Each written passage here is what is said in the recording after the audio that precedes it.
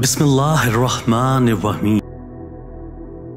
किसी का ज़र्फ देखना हो तो उसे इज़्ज़त दो, फितरत देखना हो तो उसे आज़ादी दो, नियत देखनी हो तो उसे कर्ज दो, खसलत देखनी हो तो उसके साथ खाना खाओ, सब्र देखना हो तो उस पर तनकीद करके देख लो, खलूस देखना हो तो उससे मशवरा कर लो। वो इल्म जो तुम्हारी इस्लाह ना करे गुमराही है, और वह माल जो तुम्हें फ़ायदा ना पहुँचाए वह बाले जान है।